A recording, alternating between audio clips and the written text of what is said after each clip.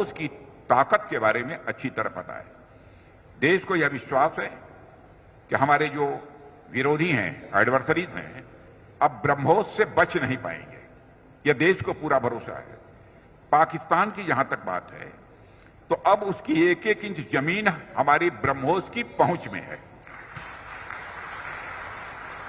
और ऑपरेशन सिंदूर में जो हुआ वह तो सिर्फ ट्रेलर था मेरे साथियों।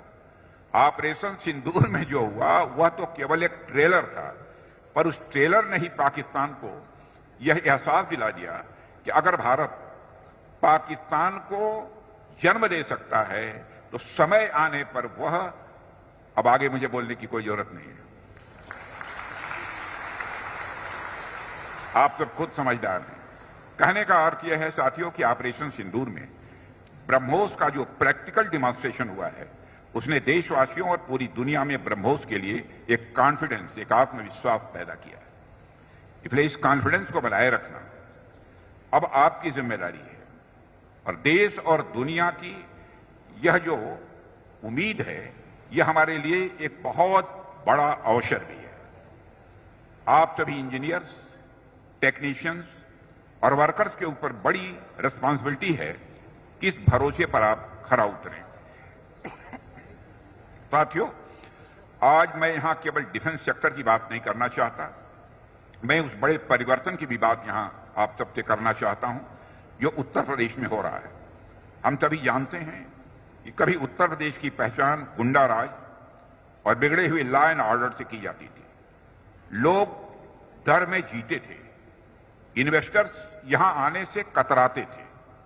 लेकिन आज का उत्तर प्रदेश हमारे माननीय मुख्यमंत्री श्री योगी आदित्यनाथ जी के नेतृत्व में, मैं विश्वास के साथ कह सकता हूं, बदल चुका है। अब यह परिवर्तन किसी और की वजह से नहीं है, बल्कि हम सबके जनप्रिय मुख्यमंत्री योगी आदित्यनाथ जी के मजबूत नेतृत्व का ही यह परिणाम है। यह कहने में भी संकोच नहीं है। योगी जी, आपने जिस तरह से प्रदेश के लॉ एंड ऑर्डर को संभाला है वह अपने आप में एक मिसाल है। यह ब्रह्मोस केवल हमारी सेनाओं की शक्ति का ही प्रतीक नहीं है साथियों, बल्कि यह एक मैसेज भी है कि उत्तर प्रदेश अब किसी भी चैलेंज को हैंडल करने के लिए पूरी तरह से तैयार है। चाहे वो आंतरिक सुरक्षा का प्रश्न हो या बाह्य सुरक्षा का, इंटरनल सिक्योरिटी का या एक्सटर्नल सिक्योरिटी का, उत्तर प्रदेश अब सभी जिम्मेदारियों को लेने के लिए तैयार है। मैं इस अवसर पर योगी जी को बहुत धन्यवाद देना चाहता हूं। जिस तरह से आपने इस फैसिलिटी को स्थापित करने में अपना दिली सहयोग पर दिया है, उसकी जितनी भी सराहना की जाए वह कम है। मुझे किसी बात की कोई चिंता नहीं रही है कि फला चीज की कमी रहेगी इसके यहां स्थापित होने में। साथियों, यदि मैं इस फैसिलिटी की बात करूं तो आप देख पा रहे होंगे कि करीब 200 एकड़ में यह फैसिलिटी खड़ी की गई है और इसका टोटल कॉस्ट लगभग 380 करोड़ रुपए है और पीक टाइम पर सैकड़ों लोगों को इसमें रोजगार मिलेगा। यह प्रोजेक्ट सिर्फ एक डिफेंस फैसिलिटी नहीं है, बल्कि रोजगार और विकास का एक नया द्वार भी है।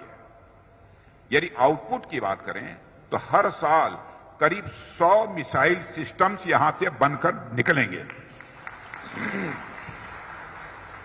यहां से मिसाइल आर्मी को भी मिलेगा, नेवी को भी मिलेगा, एयरफोर्स को भी मिलेगा। यानी प्रोडक्शन तीनों सर्विसेज के लिए होगा और साथ ही साथ फ्यूचर डेवलपमेंट्स को भी यह कैटर करेगा। और मुझे लगता है कि यह सिर्फ शुरुआत है और जिस तरह से उत्तर प्रदेश में इन्वेस्टमेंट आ रहा है और जिस तरह से योगी जी के नेतृत्व में प्रदेश प्रगति की राह पर बढ़ रहा है, उसे देखते हुए मैं कह सकता हूं कि उत्तर प्रदेश में डेवलपमेंट और डिफेंस दोनों के नए युग का प्रतीक बनने जा रहा है यह हमारा उत्तर प्रदेश। साथियों, उत्तर प्रदेश में ऐसी फैसिलिटी का निर्माण तो महत्वपूर्ण है ही, इसमें कहीं दो मत नहीं है, लेकिन इस तरह की फैसिलिटीज के साथ साथ छोटी छोटी एलाइड इंडस्ट्रीज को भी विकसित करना भी उतना ही आवश्यक है। आप सब साइंटिस्ट और इंजीनियर्स यहां बैठे हैं और आप तो जानते ही हैं कि किसी भी बड़े वेपन सिस्टम के पीछे हजारों छोटे मोटे कंपोनेंट्स, स्पेयर पार्ट्स और टेक्नोलॉजी काम करती हैं। जैसे जैसे टेक्नोलॉजिकल डेवलपमेंट होता है, सप्लाई चेन भी लंबी और डाइवर्सिफाइड होती जाती है और ये सप्लाई चेन कई बार दूसरे देशों से भी जुड़ी होती है। और आजकल हमें सप्लायर कंट्रीज द्वारा स्पेयर पार्ट्स के वेपनाइजेशन की खबरें भी देखने को मिल रही हैं। यानी अब स्पेयर पार्ट्स के सप्लाई चेन को बाधित करने को भी हथियार के रूप में इस्तेमाल किया जा रहा है। साथियों, इसे आप ऐसे समझिए कि कोई भी बड़ी इंडस्ट्री जो होती है उसका एक बैकवर्ड लिंकेज होता है। यानी कि कोई इंडस्ट्री जो फाइनल सामान बनाती है उस सामान में लगने वाले अलग अलग मटेरियल अलग अलग जगहों से आते हैं।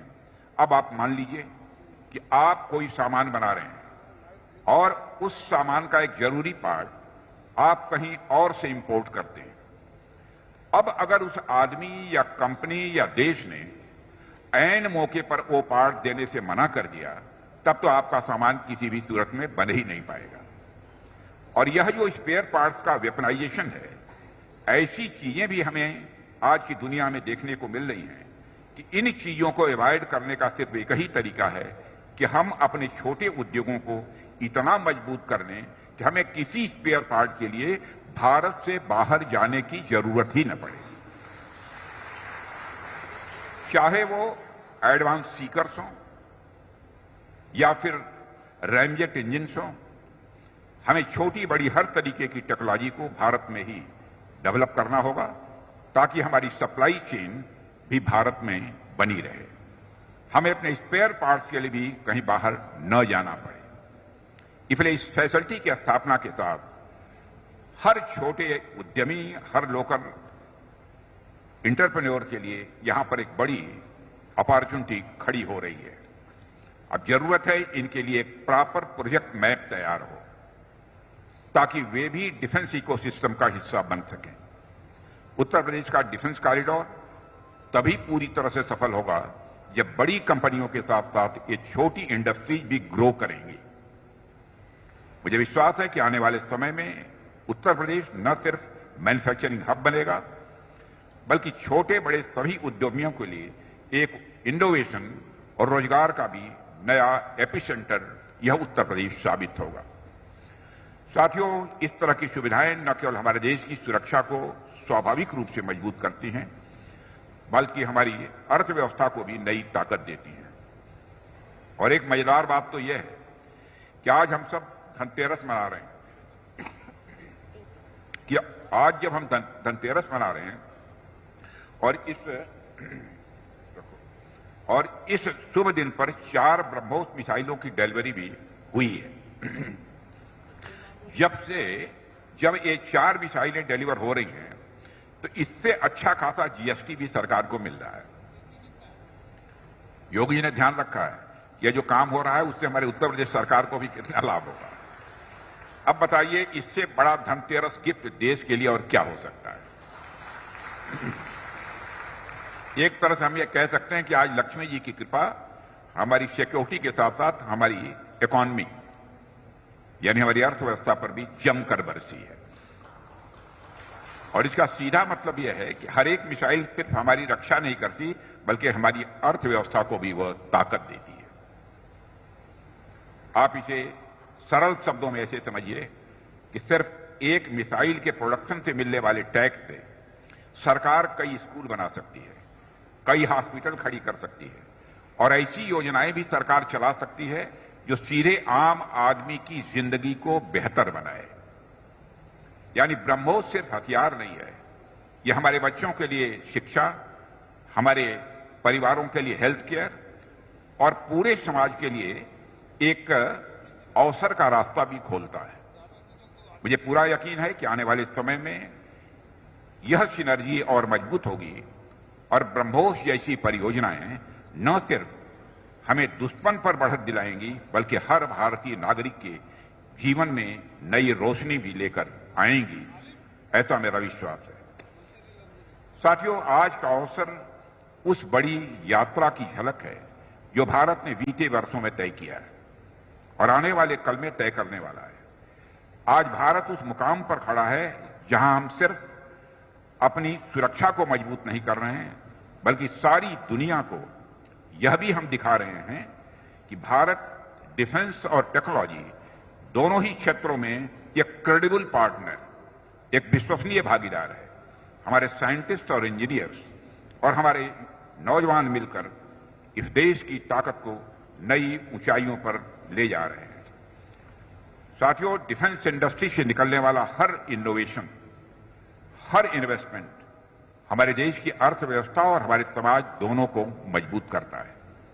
ब्रह्मोस जैसी उपलब्धियां साथियों हमें यह विश्वास दिलाती हैं कि मेड इन इंडिया अब सिर्फ एक नारा नहीं है, बल्कि एक ग्लोबल ब्रांड बन चुका है और यह ब्रांड अब पूरी दुनिया में सम्मान पा रहा है। और आप सबको पता ही होगा कि फिलीपींस के साथ हमने ब्रह्मोस एक्सपोर्ट करने का कॉन्ट्रैक्ट साइन किया है। चाहे फिलीपींस को ब्रह्मोस का एक्सपोर्ट हो या आने वाले समय में दूसरे देशों के साथ सहयोग हो, अब भारत अब सिर्फ टेकर की नहीं बल्कि गिवर की भूमिका निभा रहा है। यही आत्मनिर्भर भारत की मैं मानता हूं कि असली पहचान है, जिस सोच के साथ हमने 2014 में अपनी यात्रा प्रारंभ की थी।